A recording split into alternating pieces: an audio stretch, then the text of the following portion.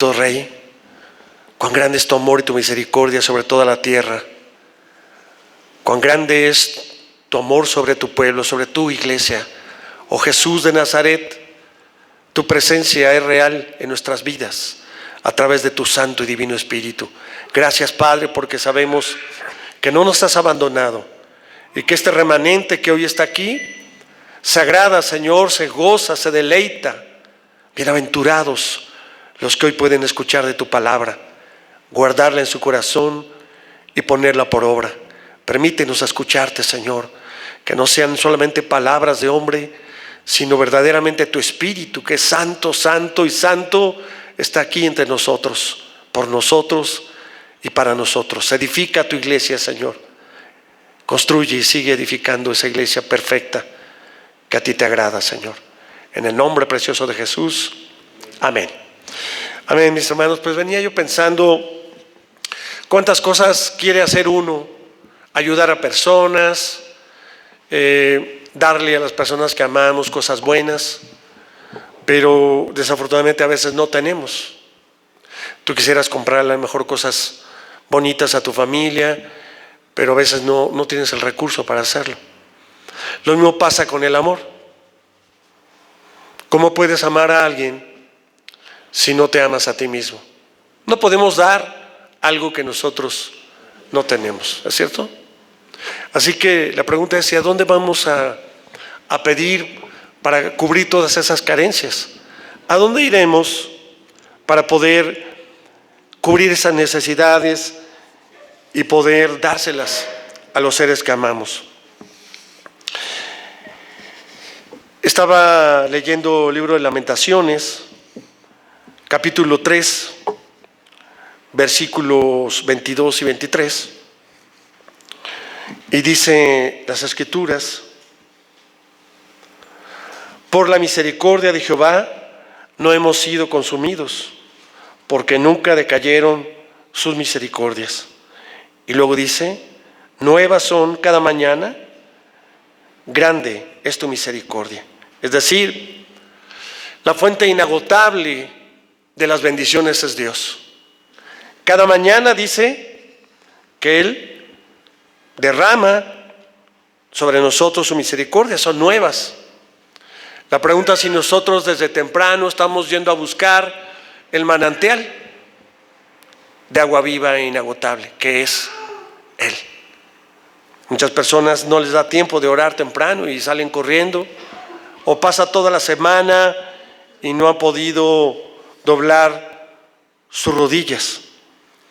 ¿Cómo podemos incrementar este amor si no lo regamos, si no lo cultivamos cada día? ¿Verdad? Sabemos que una flor la tiene usted que regar determinado tiempo, si no muere. Lo mismo es la relación de amor entre pareja. Si usted no alimenta ese amor, esa seguridad con su esposa, con su esposo, se va enfriando, se va debilitando hasta que muere. Así que Dios cada día deposita sobre, diríamos así, nuestra cuenta, pues un número ilimitado de bendiciones, para que nosotros podamos tomarlas cada día, disfrutarlas, pero también compartirlas. Si yo necesito de amor, pues voy a ir a la fuente inagotable que es Dios, para llenar mi corazón de amor y dárselo a mi esposa, dárselo a mi hija, dárselo a las personas que necesitan. Pero si yo no voy a la fuente de amor y yo creo que tengo suficiente amor, pues nos vamos a dar cuenta que no es así. De otra manera, nuestro corazón se llena de injusticias, se llena de avaricia, la trampa del enemigo, el odio y la pobreza serán superados por el amor. ¿Cuántas personas conoce que se han divorciado porque no hay dinero en una casa? ¿No dice así un refrán? Que el amor entra por el corazón y sale por la ventana porque no hay dinero. Entonces, ¿era amor o era interés o qué era? A veces la pobreza, la miseria ha hecho que muchas personas se aparten porque no están buscando en el lugar correcto. Yo no puedo buscar todo lo que necesito en mi esposa, porque ella es humana y ella en mí. Habrá cosas que yo le pueda ofrecer, pero soy tan pequeño, soy tan limitado, que no las va a encontrar en mí. Tiene que buscar a Dios, y yo tengo que buscar a Dios para decirle: Señor, dame todo lo que yo necesito. Dice: si me hace falta sabiduría, pídale a Él sabiduría. Estás carente de amor, pídele a Dios amor. Cada uno de nosotros sabe perfectamente bien en qué está fallando, qué son las cosas en las cuales estamos débiles y que no estamos pues haciendo de manera correcta.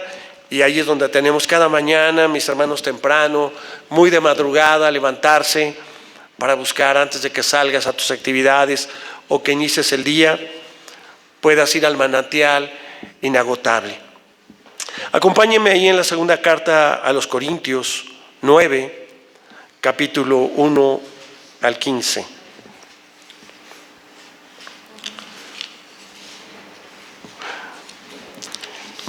Y cuando hablamos de no tener, pues mucha gente habla de pobreza, ¿no? Eres pobre de espíritu, eres pobre de dinero, eres pobre persona, a veces dicen las personas, ¿no? Porque no tiene. Y esto se refiere un poquito al capítulo que vamos a leer ahorita. Segunda carta de Corintios 9, versículo 1 al 15. Dice la Escritura: cuando a la administración para los santos, es por demás que yo os escriba, dice el apóstol Pablo, pues conozco vuestra buena voluntad, de la cual yo me glorío entre los de Macedonia, de Acaya, está preparada desde el año pasado, y vuestro celo ha estimulado a la mayoría. Pero he enviado a los hermanos para nuestro gloriarnos de vosotros no sea vano en esta parte, para que, como lo he dicho, estéis preparados.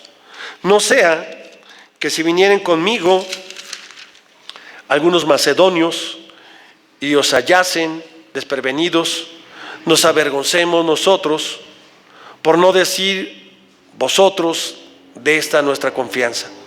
Por tanto, tuve por necesario exhortar a los hermanos que fuesen primero a vosotros y preparasen primero vuestra generosidad antes prometida, para que esté lista como de generosidad y como no de exigencia nuestra.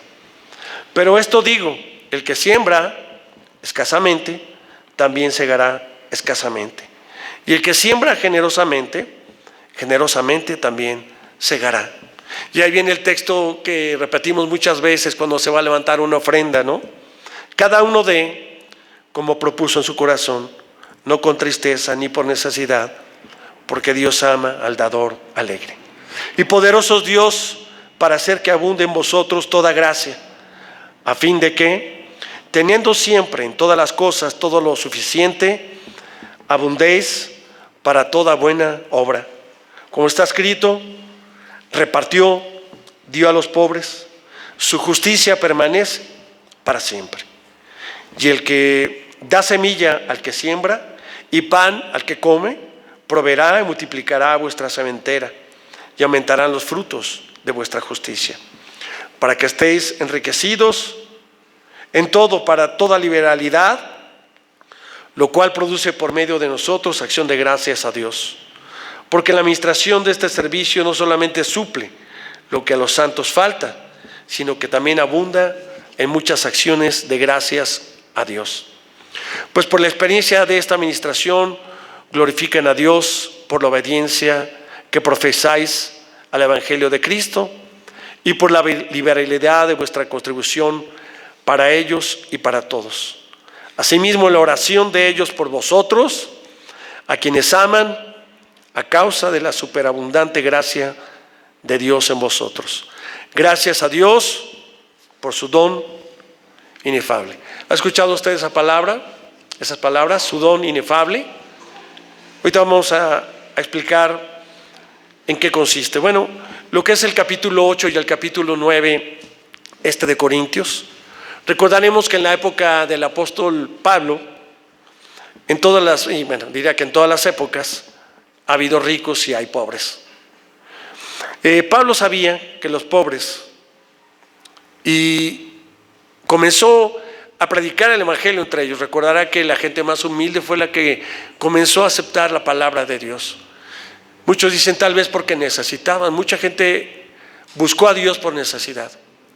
Pues yo creo que hoy también, en la enfermedad, en la cuestión económica, cuando la persona tiene un problema y no sabe cómo resolverlo, pues lo primero que hace es busca de Dios para que algo superior pueda venir y ayudarles.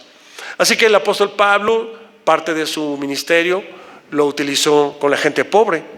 Así que ya estando la iglesia de Golosa, buscó colectar una ofrenda para las iglesias de Jerusalén. Imagínense, si en Colosenses había gente pobre, pues había otros lugares donde había más pobreza. Para ello, durante su tercer viaje misionero ahí, fue recoleccionando ofrendas en diferentes iglesias de Macedonia, especialmente en Filipos, también en Tesalónica y en Berea. E intentaba insistirle a los hermanos en Cristo, de ahí de Corintios, para que igual dieran su ofrenda. No eran ricas las iglesias, mis hermanos, eran iglesias pobres, porque también había pobres entre las iglesias, pero ¿sabe qué? Había un gran amor entre ellos. Por eso recordará cuando Jesús les dijo, vendan lo que tienen, y le dijo al joven rico, ¿no? Y no quiso. ¿Por qué? Porque su corazón estaba en el dinero, en la riqueza. Y después vemos en Filipenses, como dice, vendan todo lo que tienen y repártanlo entre los pobres. Y la gente lo hizo. ¿Por qué? Porque había necesidad, sí. 2, porque se amaban. Y cuando tú amas a alguien, tú quieres que la otra persona esté bien, ¿o no? A veces no nos explicamos cómo hay matrimonios donde uno o el otro tienen dinero y ve que el esposo, el cónyuge, el marido, necesita y le dice, bueno, sí, te lo presto, me lo tienes que pagar, ¿no? O se lo anotan en una libretita de deuda para que después la esposa le pague al marido o el marido se lo regrese. Y dice uno, bueno, de verdad si tú amas a la persona, pues tú quieres que ella o él estén bien. Pero a veces no es así, mis hermanos. Ahora es casi todo a michas, ¿no? Dicen, van a un cine, van a un lugar, mitad en mitad, los gastos a la mitad. Bueno, pues cada quien piensa que el amor es de determinada manera y lo puede aplicar como quieran. Pero aquí nos enseña claramente, aquí en el capítulo 8 y 9, y contienen instrucciones muy claras. Esta tarde quiero hablar especialmente sobre la cuestión de las ofrendas, mis hermanos. Usted sabe que aquí en la iglesia es muy raro que yo predique sobre eso.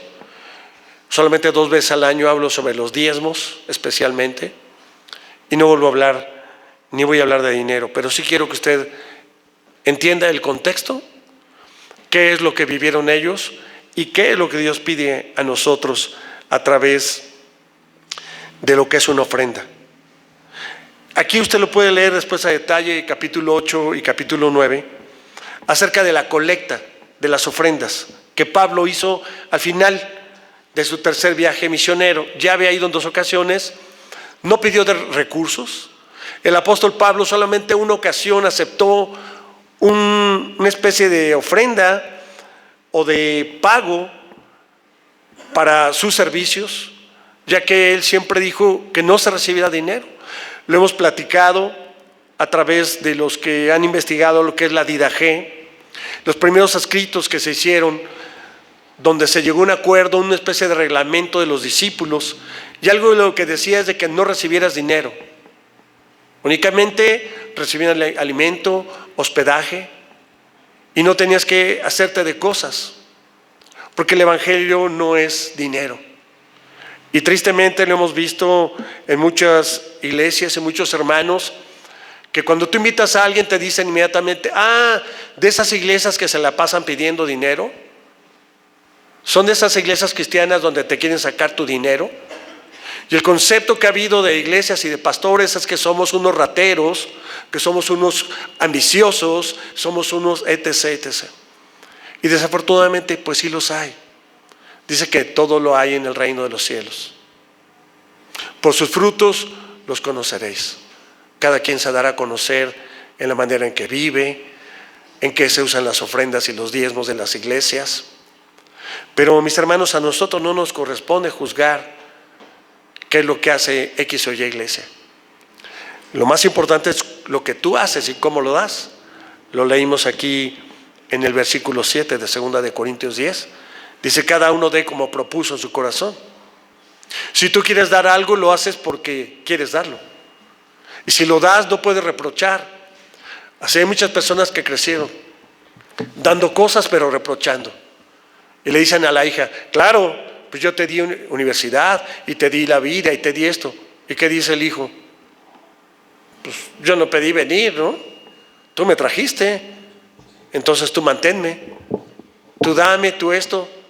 Y ese es el reclamo de los hijos. Yo no pedí venir, tú me trajiste. Pero va pasando el tiempo, mis hermanos, y parece que no, pero el corazón se va endureciendo por las cuestiones económicas. Yo te di, mira, eres una malagradecida, eres un malagradecido, lo poco que tienes lo tienes por mí. Y esas personas siempre hacen mención del dinero, porque dice que donde está tu corazón, tu tesoro, ahí está tu corazón y ahí está tu Dios, ¿no? Y muchas personas siempre están pensando en dinero. ¿Cuánto cuestan las cosas? No vamos porque es muy caro, no esto porque esto. Sabemos que hay circunstancias y si no puedes ir, pues no puedes. Ya habrá tiempo para ir a X restaurante, a X lugar, comprarte X cosas. Pero hay personas que sí todo lo manejan a través del dinero, cuánto cuestan las cosas. Así que el apóstol Pablo hace esta recolección en las iglesias, especialmente para los pobres de Jerusalén. Es probable que se recaudara en todas las iglesias de Asia Menor y también de Grecia, aunque solo se menciona aquí en la Escritura a Macedonia, a Acaya y a Galacia. Al parecer se había comenzado esta colecta un año antes. Mire, si me acompaña ahí en el capítulo 8, versículo 10, dice: y en esto doy mi consejo, porque esto os conviene a vosotros, que comenzaste antes, no solo a hacerlo, sino también a quererlo. Dice desde el año pasado. Es decir, se comenzó, mis hermanos, a preparar una ofrenda especial al cual le habían encomendado a Tito. Tito se encargó de dar el anuncio que se iba a recaudar un fondo para los más necesitados de Jerusalén. Así que estas iglesias se fueron preparando con un año de anticipación, juntando el recurso para que cuando llegara el apóstol Pablo tuvieran este dinero para que él se lo pudiera llevar. Así que las iglesias de Macedonia se habían volcado, mis hermanos, completamente. E incluso las pobres, las iglesias pobres ofrendaban con generosidad. Filipos, la iglesia de Filipos, usted recordará que es la iglesia principal de Macedonia. En la única comunidad cristiana de lo que Pablo había aceptado, les comentaba hace rato, por su trabajo solamente había aceptado un salario, digamos así, por el trabajo que él había hecho ahí en esa iglesia. Así que en estos capítulos se encuentran, mis hermanos, las instrucciones precisas, completas,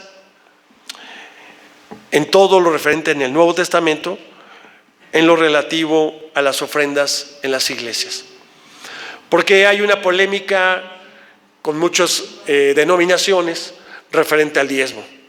Que si el diezmo se terminó cuando el templo fue derribado y en el Nuevo Testamento no hay absolutamente nada donde se diga al respecto. Sin embargo, recordemos cuando Jesús está dentro del templo y les dice en la sinagoga y llega la mujer pobre con sus 2 platas a dejarlo, y de cierto os digo que esta mujer ha dado todo, ¿verdad? Y les dijo, no le dijo que no lo hiciera. ¿A qué era lo que iba? Pues a dejar su ofrenda, a dejar su diezmo. Y le dijo a los fariseos que siguieran haciendo lo nuevo sin dejar de hacer lo viejo, lo antiguo. Porque muchas personas dicen que como ya tenemos un Nuevo Testamento, el Antiguo Testamento está caduco. Mis hermanos, eso es absurdo. Muchos dicen, como ahora vivimos por la gracia, la ley quedó cancelada. No, mis hermanos. Jesús mismo dijo, yo he venido a cumplir la ley, no a abolirla. Vine a cumplirla. Luego, entonces, si Él la cumplió, tenemos que cumplirla. No quiere decir que porque Jesús cumplió con la ley, nosotros digamos, y Él ya la cumplió y nosotros no vamos a brincarnos todo el Antiguo Testamento. No, mis hermanos. Otro día vamos a tratar sobre eso porque habla de que debemos de llevar la doctrina correcta. Y parte de la doctrina correcta es la doctrina de los apóstoles, pero también de los profetas. Y ahí es donde complementamos muchas de las cosas. Pero regresando a lo que es la ofrenda, que es diferente a la cuestión del diezmo, que no voy a tocar este día. Pero aquí, si usted quiere saber más, lea a detalle el capítulo 8 y el capítulo 9, que habla referente todo al Nuevo Testamento relativo a las ofrendas en las iglesias. Y aquí, aunque aquí habla en el versículo 8 sobre una ofrenda caritativa, Pablo, asumimos que los principios que se afirman deben servirnos de guía para las iglesias en cuanto a la colecta de todas las ofrendas, tanto aquellas que son para el mantenimiento del culto, porque recordemos que parte del diezmo es para el mantenimiento de la iglesia, como para las que están destinadas a proyectos como en este caso, que era un proyecto misionero, o también para cualquier otro tipo de ayuda. En otro momento explicaré exactamente para qué, ya lo hemos leído los que algunos han estado ya tienen años aquí, todo lo que se usa con el diezmo y para qué es su diezmo y para qué son las ofrendas. Muchas personas dicen, pastor, pues yo no soy diezmador, pero sí doy ahí lo que yo considero.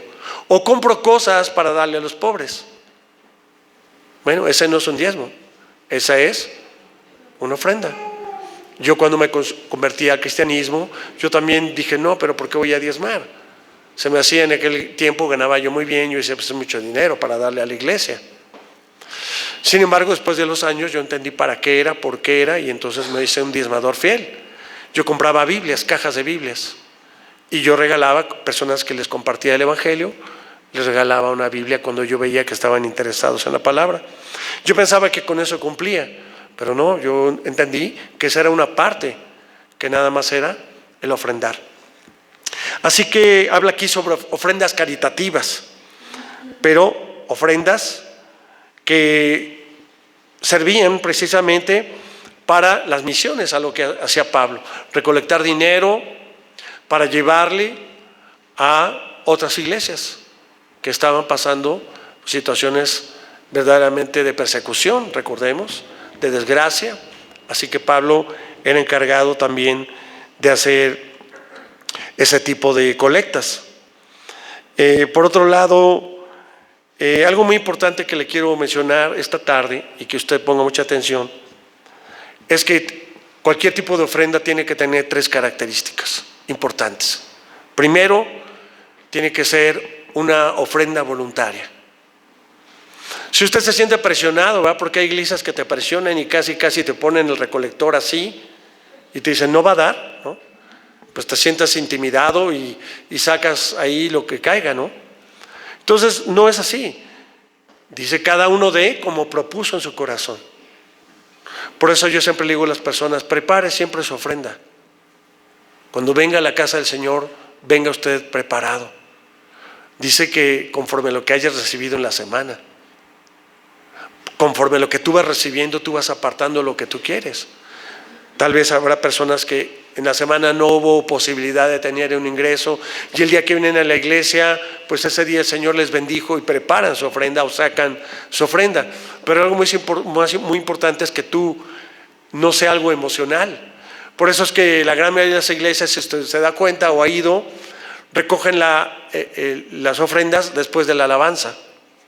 Termina la administración de la alabanza y ahora sí, toda la gente está con gozo, algunos están llorando, algunos están apenas levantando y la gente está muy emocionada y es muy emotivo, y se ha descubierto que las ofrendas por lo general son más cuantitativas porque se hacen así.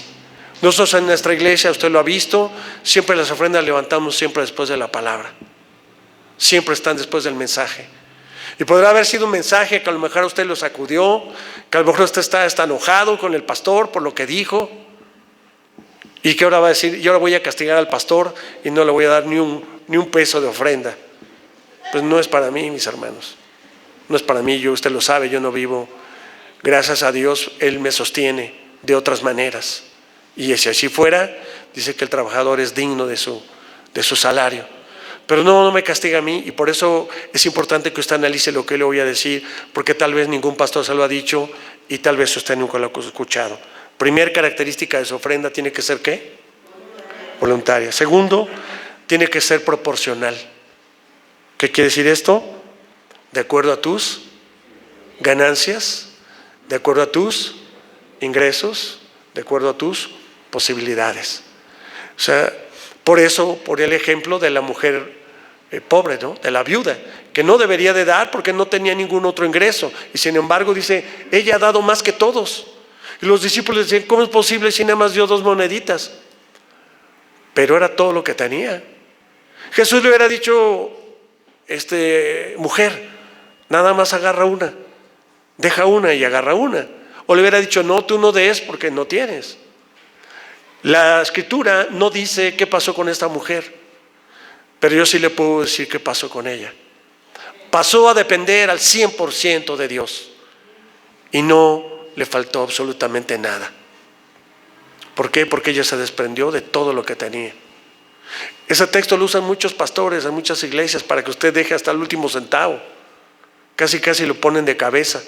Y hasta las moneditas le dicen, pásele una bolsita porque necesitamos para el que limpia los baños, y le sacan hasta las últimas monedas. No, mis hermanos, no se refiere a eso. Se refiere a que usted pase a depender de Dios al 100%. No de sus ganancias, no de su profesión, no de su sueldo. Porque en un momento tenemos trabajo y en otro no tenemos. En un momento podemos tener una enfermedad y perder nuestros ingresos. Pero si usted es fiel con Dios, siempre va a tener el recurso y la provisión de Dios. Tercer punto, tiene que ser sistemática. ¿Qué significa esto? Que tiene que ser constante. O sea, hay personas que ofrendan hoy, pasan meses y no dan nada y después vuelven a dar, dan 1 peso y luego dan 100, dan 50. Recuerdo una iglesia donde yo asistí, cuando yo iba a dar, porque yo venía de otra iglesia, yo decía que cuánto tenía que dar, o yo preguntaba, ¿verdad? Me dijo, pase con este hermano y diga usted cuánto puede dar a la semana. Yo dije, sí, lo que usted vaya a dar, pero siempre lo va a dar. No puede dar menos, tiene que dar eso. Dije, qué raro, ¿no? Ya después pregunté por qué, y entonces ellos suman todas las ofrendas y con eso calculan cuánto va a tener de ingreso la iglesia. O sea, hay como promesas, ¿no?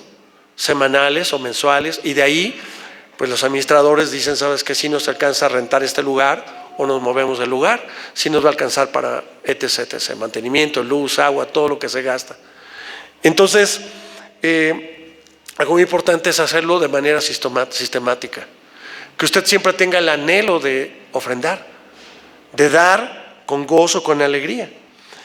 Mire algo en el versículo número 15 que leímos, 9:15. Vamos a desde el 14, dice, asimismo en la oración de ellos por vosotros, a quienes aman a causa de la superabundante gracia de Dios en vosotros. Dios derrama de su gracia sobre nosotros, sobre nuestras familias, sobre nuestros trabajos. ¿Para qué? Para que sobreabunde, siempre haya esa posibilidad de sustento. Pero dice en el versículo 15, gracias a Dios por su don inefable. ¿Qué es don, mis hermanos? Un don dice que es un carisma, una manifestación que de alguna manera se desempeña como por gracia de Dios y no pues por un derecho ni por mérito propio. Es decir, es un regalo. Los que cantan, los que tocan un instrumento, es un don que Dios te ha dado para que tú lo utilices para adorarle, para exaltarle. Así que por eso dice que cada uno de nosotros tiene dones y talentos. Es algo que Dios te ha dado que a lo mejor tú no has descubierto. Puedes a lo mejor ser un gran pintor o un gran compositor, un levita, para que tú puedas adorar y exaltar a Dios, un gran maestro de la palabra. Así que esa es la palabra de don, es un regalo. Es por gracia. Es decir, nosotros no hemos hecho absolutamente nada para merecerlo. Ahí lo tenemos. ¿Y la palabra inefable qué significa? La palabra inefable es que no se puede explicar con palabras. Es algo inenarrable. Cuando usted está muy emocionada porque le dieron algo y dice, ¿qué sientes? Y estás completamente conmovida y te dices que no tengo palabras para describir lo que siento, ¿no? Sea una emoción, un susto, algo inexplicable, indescriptible, que supera lo que se puede explicar. Así que ese don inefable que habla precisamente el apóstol Pablo es el regalo que Dios nos da y que Dios te da, que no lo vas a poder explicar a través de las ofrendas. Es lo que Dios te da, escucha, es lo que Dios te da, lo que Dios prepara para ti como un regalo por las ofrendas que tú has dado para la extensión del reino. Y ahí Pablo lo enfatiza de manera especial, que Dios recompensará, escuche, abundantemente a aquellos que ofrendan con legalidad. Y digo con qué, ¿por qué digo legalidad? Porque pues podrá venir un narcotraficante, ¿no? O que usted haya hecho un negocio ilícito y usted venga a traer una ofrenda obtenida de manera ilegal, un recurso, no sé, usted haya robado un dinero, haya hecho algo incorrecto, indebido a través del pecado o de sangre, y entonces lo venga a presentar a la iglesia. Una vez escuché un sacerdote que dijo que, pues sí, que si un narcotraficante lleva el dinero, que sí es bien recibido porque ya el Señor lo limpia y ya entonces ya se santifica, ¿no? Pues no, no es así, mis hermanos. Dinero mal habido jamás se puede presentar a Dios para ser transformado, aunque tú lo utilices para buenas obras. No es así. Así que los que ofrendan con liberalidad al espíritu de bondad fraternal, que así se manifiesta precisamente este don inefable, esta gracia. Y yo me ponía a pensar, ¿cómo sería un don inefable? Yo le pregunto a usted, ¿se ha puesto usted a pensar alguna vez la cantidad de luz y de energía que genera nuestro sol, el sol? ¿Me he puesto a reflexionar qué cantidad de luz y de energía genera cada segundo o cada día? Pues yo creo que nadie se ha puesto a pensar, tal vez no sea algún científico, ¿no? Pero una persona normal no lo haría. Así que realmente es algo incomprensible. Sin embargo, lo que sí sabemos es que el calor y la luz que recibimos, pues son una bendición. Es un regalo gratuito de Dios para nuestra vida, a través del sol que recibimos. Calor, energía, luz, ¿verdad? Muchos salen al sol a recibir vitamina B12, ¿no? Y tantas cosas que nosotros no sabemos que el sol genera. Si no hubiera sol, si no hubiera luz, habría muerte. Así como el agua es vida, la luz también, mis hermanos. ¿Sabía que se han hecho experimentos con personas que les apagan la luz, animales y todo, y se mueren sin luz? Porque la luz es vida. Y tan es así que recibimos ese don todos los días de forma gratuita. Esa es una prueba más inefable del amor tan grande que Dios tiene para nosotros. Sin luz no habría vida. Y eso lo comprobamos cuando dice Jesús, yo soy la luz del mundo. Es decir, no hay vida espiritual sin la presencia de Jesús. Así como el sol transmite la luz para que haya vida en muchas organismos y en muchos seres vivientes, así de manera espiritual. Jesús es la luz del mundo. Y si no hay eso en la vida de la persona, tarde o temprano morirá. Morirá porque sabemos que pecará. Y si peca, entrará en la oscuridad. Y si entra en la oscuridad, habrá muerte. Por eso es que dice que el pecado es muerte, muerte espiritual. Ese es el proceso.